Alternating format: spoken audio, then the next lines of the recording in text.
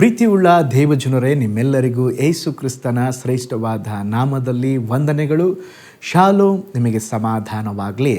ದೈನಂದಿನ ಈ ವಿಡಿಯೋಗಳನ್ನು ವಾಚ್ ಮಾಡುತ್ತಾ ಇರುವಂಥ ನಿಮ್ಮನ್ನು, ನಿಮ್ಮ ಕುಟುಂಬಗಳನ್ನು ದೇವರು ಧಾರಾಳವಾಗಿ ಆಶೀರ್ವಾದ ಮಾಡಲಿ. ನಿಮಗಾಗಿ, ನಿಮ್ಮ ಕುಟುಂಬಕ್ಕಾಗಿ ಪ್ರಾರ್ಥಿಸುತ್ತಾ ಇದ್ದಾನೆ. ಈ ಸೇವೆಗಾಗಿ ಸ್ತೋತ್ರ ಪ್ರಾರ್ಥಿಸುವಂಥ, ಉದಾರವಾದ ಕಾಣಿಕೆಗಳನ್ನು ಕೊಡುವಂಥ ನಿಮಗಾಗಿ ನಾನು ದೇವರ ನಾಮವನ್ನು ಘನಪಡಿಸ್ತೇನೆ. ಈ ದಿನ ಕೂಡ ನಾವು ದೇವರ ವಾಕ್ಯವನ್ನು ಧ್ಯಾನಿಸೋಣ. ಈ ದಿನ ದೇವರ ವಾಕ್ಯದ ಧ್ಯಾನಕ್ಕಾಗಿರುವಂಥ ವಿಷಯ ಉದಾರಿಯು ಪುಷ್ಟನಾಗುವನು.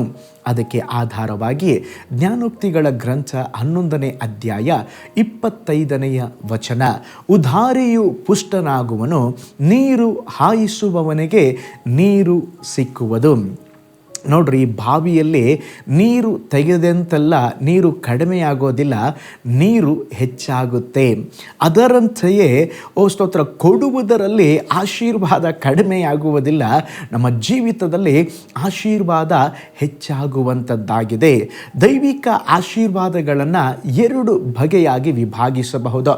ಮೊದಲನೇದಾಗಿ ತಾನಾಗಿಯೇ ಬರುವಂಥ ಆಶೀರ್ವಾದ, ಮತ್ತೊಂದು ನಿಯಮಗಳ ಅನುಸಾರ ಬರುವಂಥ ಆಶೀರ್ವಾದ. ಸತ್ಯವೇದದಲ್ಲಿ 2 ಆಶೀರ್ವಾದಗಳಿದೆ. ಒಂದು ನಿಬಂಧನೆಯ ಆಶೀರ್ವಾದ, ಏನು ನೀವು ಕೊಟ್ಟರು ಕೊಡದಿದ್ದರೂ ದೇವರು ನಿಮ್ಮನ್ನು ಬ್ಲೆಸ್ ಮಾಡ್ತಾರೆ. 2 ನಿಬಂಧನೆ ಇರುವಂಥ ಆಶೀರ್ವಾದ, ಏನದು? ಓ ಸ್ತೋತ್ರ, ನೀವು ಕೊಟ್ಟರೆ ನಾನು ನಿಮ್ಮನ್ನು ಬ್ಲೆಸ್ ಮಾಡ್ತೇನೆ.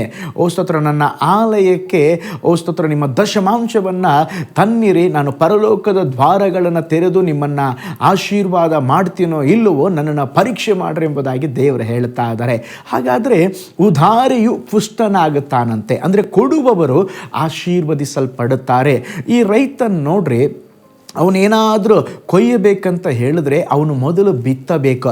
ಬಿತ್ತದೆ ಕೇವಲ ವ್ಯವಸಾಯ ಇದೆ, ನೆಲ ಇದೆ ಎಂಬುದಾಗಿ ಅವನ ಜೀವಿತದಲ್ಲಿ ಸ್ತೋತ್ರ ಆಶೀರ್ವಾದ ಬರೋದಿಲ್ಲ. ಅವನು ಬಿತ್ತಬೇಕ್ರಿ, ಅವನೇನು ಬಿತ್ತುತ್ತಾನೋ ಸ್ತೋತ್ರ ಅದಕ್ಕಿಂತ ಹೆಚ್ಚಾಗಿ ಅವನು ಕೊಯ್ಯುತ್ತಾನೆ. ಅದೇ ವಿಧದಲ್ಲಿ ನಮ್ಮ ಜೀವಿತದಲ್ಲಿ ದೇವರ ರಾಜ್ಯಕ್ಕಾಗಿ, ದೇವರ ಸೇವೆಗಾಗಿ ಸ್ತೋತ್ರ ನಾವು ಬಿತ್ತುವಾಗ ದೇವರು ನಮ್ಮನ್ನು ಬ್ಲೆಸ್ ಮಾಡ್ತಾರೆ. ನೋಡ್ರಿ, ಅಬ್ರಾಹಮನು ಈ ಸಾಕನನ್ನು ಹೃದಯಪೂರ್ವಕವಾಗಿ ಬ್ಲೆಸ್ ಮಾಡಿದ. ಆದರೆ ಈ ಸಾಕನು ತಮ್ಮ ಮಕ್ಕಳಿಗೆ ಅಥವಾ ತನ್ನ ಮಗನಿಗೆ ಏಸಾವನಿಗೆ ಹೇಳುತ್ತಿದ್ದಾನೆ, ಬೇಟೆ ಮಾಡಿಕೊಂಡು ರುಚಿಯಾದ ಆಹಾರವನ್ನು ತೆಗೆದುಕೊಂಡು ಬಾ, ನಂತರ ನಾನು ಊಟ ಮಾಡಿ ನಿನ್ನನ್ನು ಬ್ಲೆಸ್ ಮಾಡ್ತಾನೆ. ನೋಡ್ರಿ, ಅದಕ್ಕೆ ಹೇಳಿದೆ 2 ಆಶೀರ್ವಾದ, ನಿಬಂಧನೆಯ ಆಶೀರ್ವಾದ ಇದೆ, ಇನ್ನೊಂದು ನಿಯಮಗಳ ಅನುಸಾರವಾದ ಆಶೀರ್ವಾದ ಇದೆ. ಆದುದರಿಂದ ನಮ್ಮ ಜೀವಿತದಲ್ಲಿ ಇವತ್ತು ದೇವರು ನಮಗೆ ಹೇಳುತ್ತಾ ಇದ್ದಾರೆ, ಕೊಡಿರಿ ಆಗ ನಿಮಗೆ ಕೊಡಲ್ಪಡುವಂಥದ್ದು. ನೋಡ್ರಿ, ಹಾಗಾದರೆ ಸ್ತೋತ್ರ ಉದಾರಿಯು ಪುಷ್ಟನಾಗುತ್ತಾನಂತೆ. ಒಂದು ಅದ್ಭುತ ಸಾಕ್ಷಿಯನ್ನು ನಿಮ್ಮೊಂದಿಗೆ ಹಂಚಿಕೊಳ್ಳುತ್ತೇನೆ. ಜಾನ್ ವೆಸ್ಲಿಯವರು ಚಿಕ್ಕವರಾಗಿದ್ದಾಗ ಒಂದು ಕಾರ್ಖಾನೆಯಲ್ಲಿ ಕೆಲಸದಲ್ಲಿದ್ದರು. ಕೆಲಸ ಕಲಿಯುವವರಿಗೆ ಆ ಸಂಸ್ಥೆಯು ವಿದ್ಯಾರ್ಥಿ ವೇತನವಾಗಿ 30 ಪೌಂಡನ್ನು, ಆ ದೇಶದಲ್ಲಿ 30 ಪೌಂಡನ್ನು ಕೊಡುತ್ತಾ ಇತ್ತು. ಆ ಹಣದಲ್ಲಿ ಅವರು 2 ಪೌಂಡನ್ನು ಸುವಾರ್ಥ ಸೇವೆಗಾಗಿ ಕೊಟ್ಟು ಉಳಿದ 28 ಪೌಂಡ್ಗಳನ್ನು ತನ್ನ ವರ್ಷ ಪೂರ್ತಿ ಖರ್ಚಿಗಾಗಿ ಅವರು ವಿನಿಯೋಗಿಸಿದರು. 3ನೆಯ ವರ್ಷ ಅವರಿಗೆ 60 ಪೌಂಡ್ ಸಿಕ್ತು. ಆಗಲೂ ಕೂಡ ಅವರೇನು ಮಾಡಿದ್ರು ಅಂದರೆ 28 ಪೌಂಡನ್ನು ಇಟ್ಟುಕೊಂಡು ಬಾಕಿ 32 ಪೌಂಡನ್ನು ಕರ್ತನಿಗೆ ಕಾಣಿಕೆಯಾಗಿ ಕೊಟ್ಟರು. ನಂತರ ಮತ್ತೊಂದು ವರ್ಷದಲ್ಲಿ ಅವರ ಉತ್ತಮ ಪರಿಶ್ರಮಕ್ಕಾಗಿ 120 ಪೌಂಡ್ ಹಣವನ್ನು ಅವರಿಗೆ ಕೊಟ್ಟರು. ಹಾಗೂ ಸಹ ಅವರೇನು ಮಾಡಿದ್ರು ಗೊತ್ತಾ, 28 ಪೌಂಡ್ಗಳನ್ನು ಇಟ್ಟುಕೊಂಡು ಬಾಕಿ ಇರುವುದನ್ನೆಲ್ಲವನ್ನ ಸೇವೆಗಾಗಿ ಕೊಟ್ಟು ಬಿಟ್ಟರು. ನಂತರದ ದಿನದಲ್ಲಿ ಅವರೊಬ್ಬ ದೊಡ್ಡ ಸೇವಕರಾಗಿಯೂ ಸುವಾರ್ಥಿಕರಾಗಿಯೂ ಸ್ತೋತ್ರ ಒಂದು ದೊಡ್ಡ ಸಂಸ್ಥೆಯ ಸ್ತೋತ್ರ ಕಟ್ಟಿ ಎಬ್ಬಿಸಲಿಕ್ಕೆ ದೇವರು ಅವರಿಗೆ ಸಹಾಯ ಮಾಡಿದರು. ಇವತ್ತಿಗೂ ಕೂಡ ಅವರ ವೆಸ್ಲಿ ಮಿಷನ್ ಎಂಬಂಥ ಹೆಸರು ಪ್ರಸಿದ್ಧತೆ, ಅವರ ಸ್ಥಾಪಿಸಿದಂಥ ಆ ಸೇವೆಯ ಮೂಲಕ ಅನೇಕ ಸ್ತೋತ್ರ ಸೇವೆಗಳು ನಡೆಯುತ್ತಾ ಇದೆ. ಪ್ರೀತಿಯುಳ್ಳ ದೇವಜನರೇ, ಅದಕ್ಕೆ ದೇವರ ವಾಕ್ಯ ಹೇಳ್ತದೆ, ನಂಬಿಗಸ್ತನು ಆಶೀರ್ವಾದ ಪೂರ್ಣನಾಗುವನು, ಉದಾರಿಯು ಪುಷ್ಟನಾಗುವನು, ನೀರು ಹಾಯಿಸುವವನಿಗೆ ನೀರು ಸಿಗುವುದು. ಹಾಗಾದರೆ ಈ ವಿಡಿಯೋವನ್ನು ನೋಡುತ್ತಾ ಇರುವ ಪ್ರೀತಿಯುಳ್ಳ ದೇವಜನರೇ, ನಿಮ್ಮ ಕೊರತೆಗಳನ್ನು ನೀಗಲು ಕರ್ತನಿಗೆ ಧಾರಾಳವಾಗಿ ಕೊಡ್ರಿ. ದೇವರ ರಾಜ್ಯಕ್ಕಾಗಿ ಧಾರಾಳವಾಗಿ ಬಿತ್ತರಿ. ಆಗ ಕರ್ತನು ನಿಮ್ಮನ್ನು, ನಿಮ್ಮ ಕುಟುಂಬವನ್ನು ನಿಶ್ಚಯವಾಗಿ ಇನ್ನೂ ಹೇರಳವಾಗಿ ಬ್ಲೆಸ್ ಮಾಡುವರು. ಕಣ್ಣುಗಳನ್ನು ಮುಚ್ಚೋಣ, ಪ್ರಾರ್ಥನೆ ಮಾಡೋಣ.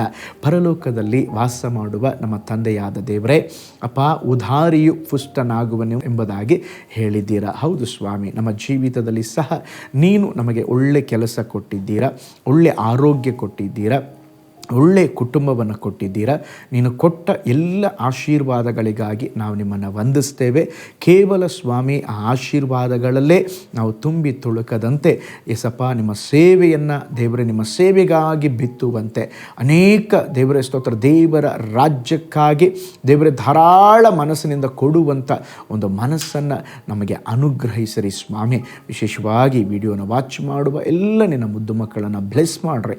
ಅವರ ಜೀವಿತದಲ್ಲಿ ಸ್ತೋತ್ರ ಏಸಪ್ಪ, ನಿನ್ನ ವಾಗ್ದಾನದಂತೆ ಒಂದು ಉನ್ನತಿಯಾದ ಅನುಭವಗಳು ಅವರಿಗೆ ಉಂಟಾಗಲಿ. ನಿನ್ನ ನಾಮದಲ್ಲಿ ಬ್ಲೆಸ್ ಮಾಡ್ತೇವೆ. ದೊಡ್ಡ ಕಾರ್ಯ ಮಾಡ್ರಿ. ಸ್ತುತಿ, ಘನ, ಮಾನ, ಮಹಿಮೆ ನಿಮಗೆ ಸಲ್ಲಿಸ್ತೇವೆ ಯೇಸುವಿನ ಹೆಸರಿನಲ್ಲಿ ತಂದೆಯೇ, ಆಮೇನ್, ಆಮೇನ್. ಹಾಗಾದರೆ ಪ್ರೀತಿಯುಳ್ಳ ದೇವಜನರೇ, ದೇವರಿಗೆ ಕೊಡುವವರಾಗಿರೋಣ. ಸ್ತೋತ್ರ, ಉದಾರಿಯು ಪುಷ್ಟನಾಗ್ತಾನೆ, ಅದೇ ವಿಧದಲ್ಲಿ ನೀವು ಸಹ ಪುಷ್ಟರಾಗಿರುವೆ. ನಾಳೆ ಮತ್ತೊಂದು ದೈನಂದಿನ ಧ್ಯಾನದಲ್ಲಿ ನಾನು ನಿಮ್ಮನ್ನು ಸಂಧಿಸ್ತೇನೆ. ನಾನು ನಿಮ್ಮ ಪ್ರೀತಿಯ ಸೇವಕ pastor Paul Joy. God bless you all. ಕರ್ತನಲ್ಲಿ ಪ್ರಿಯರೇ, ಈ ಸಂದೇಶ ಮತ್ತು ಪ್ರಾರ್ಥನೆ ನಿಮಗೆ ಆಶೀರ್ವಾದಕರವಾಗಿದ್ದರೆ, ದೇವರು ನಿಮ್ಮನ್ನು ಪ್ರೇರೇಪಿಸಿದರೆ, ನಂಬಿಕೆಯಿಂದ ಸಾಗುವ ಈ ಸೇವೆಗೆ ನಿಮ್ಮ ಅಮೂಲ್ಯವಾದ ಕಾಣಿಕೆಯನ್ನು ಬಿತ್ತಿರಿ. ಪ್ರೀತಿಯ ದೇವಜನರೇ, ವಾಯ್ಸ್ ಆಫ್ ಹೋಪ್ ಮಿನಿಸ್ಟ್ರಿಯ ವತಿಯಿಂದ ಕೋರಮಂಗಲದಲ್ಲಿ ಪ್ರತಿ ಭಾನುವಾರ ಬೆಳಿಗ್ಗೆ 9:30ಕ್ಕೆ ಕನ್ನಡ ಆರಾಧನೆ ನಡೆಯುತ್ತಿದೆ. ಆತ್ಮಭರಿತವಾದ ಆರಾಧನೆ, ಮನಮುಟ್ಟುವ ಸಾಕ್ಷಿ, ಬಲಪಡಿಸುವ ದೇವ ಸಂದೇಶ. ಬನ್ನಿ, ನಮ್ಮೊಂದಿಗೆ ಭಾಗಿಯಾಗಿ ಕರ್ತನನ್ನು ಆರಾಧಿಸಿರಿ. ನೂತನ ತಿಂಗಳ ಆಶೀರ್ವಾದ ಕೂಟ ಪ್ರತಿ ತಿಂಗಳು ಮೊದಲ ದಿನ ಸಂಜೆ 7 ಗಂಟೆಗೆ. ಪ್ರತಿ ತಿಂಗಳು 2ನೇ ಶನಿವಾರ ಬಿಡುಗಡೆ ಉಪವಾಸ ಪ್ರಾರ್ಥನೆ ಕೂಟ ಬೆಳಿಗ್ಗೆ 10:30ಕ್ಕೆ. ನಿಮಗಾಗಿ ಪ್ರಾರ್ಥಿಸಬೇಕೆ? ನಿಮಗೆ ಯಾವುದಾದರೂ ಪ್ರಾರ್ಥನೆ ಮನವಿಗಳು ಇರುವುದಾದರೆ ಕೆಳಗಿನ ನಂಬರಿಗೆ ಕರೆ ಮಾಡಿ ಅಥವಾ ವಾಟ್ಸಪ್ ಮಾಡಿ. ಈ ಆತ್ಮಿಕ ಸಂದೇಶಗಳು ನಿಮಗೆ ಆಶೀರ್ವಾದಕರವಾಗಿದ್ದರೆ ಲೈಕ್ ಮಾಡಿರಿ. ಇಂಥ ಅದ್ಭುತ ಸಂದೇಶ ಪ್ರತಿದಿನ ನೋಡಲು ಬಯಸುವುದಾದರೆ ಸಬ್ಸ್ಕ್ರೈಬ್ ಮಾಡಿ ಹಾಗೂ ಇತರರೊಂದಿಗೆ ಶೇರ್ ಮಾಡಿರಿ. ಕರ್ತನು ನಿಮ್ಮನ್ನು, ನಿಮ್ಮ ಕುಟುಂಬವನ್ನು ಆಶೀರ್ವದಿಸಲಿ.